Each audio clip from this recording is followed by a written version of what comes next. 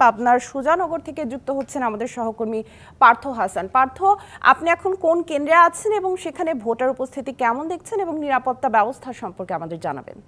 ধন্যবাদ। আপনি নিশ্চয়ই এর মধ্যে জেনেছেন যে পাবনার 3টি উপজেলায় কিন্তু আজ ভোট গ্রহণ চলছে। আমি এই মুহূর্তে রয়েছি পাবনার সুজানগরে। কিছুক্ষণ আগেই এই কেন্দ্র থেকে পাবনার এই সবগুলো কেন্দ্রতে কিন্তু ভোট গ্রহণ শুরু হয়েছে সকাল 8টা থেকে। এই আপনি প্রথমে জানিয়ে রাখতে চাই, সকাল থেকে কিন্তু আজকে কিছুটা ঝিরিঝিরি বৃষ্টি হয়। এই সকালে ভোটার উপস্থিতি কিছুটা আমরা কম লক্ষ্য করেছি, তবে বেলা বাড়ার সাথে সাথে কিন্তু ভোটার উপস্থিতি বাড়বে বলেই সকলে আশা করছেন। আরেকটি বিষয় জানিয়ে রাখতে চাই, আমি যে সুজানগর উপজেলায় রয়েছি, এই উপজেলাতে দুজন চেয়ারম্যান প্রার্থী রয়েছেন। তারা হলেন উপজেলা আওয়ামী লীগের সভাপতি এবং সাধারণ সম্পাদক। এই দুই উপজেলার দুই শীর্ষ নেতার মুখোমুখি অবস্থানে আসলে এই আওয়ামী লীগ কিন্তু বিভক্ত হয়ে পড়েছে।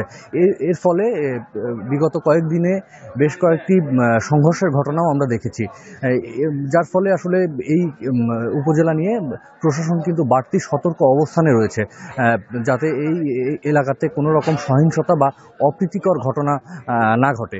এছাড়া আমরা ওয়ালটন এয়ার কন্ডিশনার এক্সচেঞ্জ অফারে স্প্লিট এসিতে 23,000 টাকা পর্যন্ত নিশ্চিত ছাড় দেখেছি। সকাল থেকেই কিন্তু দু একজন করে ভোটাররা আসছেন এবং তাদের ভোট দিচ্ছেন। আমরা একটু ভোটারদের সাথে কথা বলার চেষ্টা করব, যে তাদের অভিজ্ঞতার কথাগুলো একটু জানার চেষ্টা করব।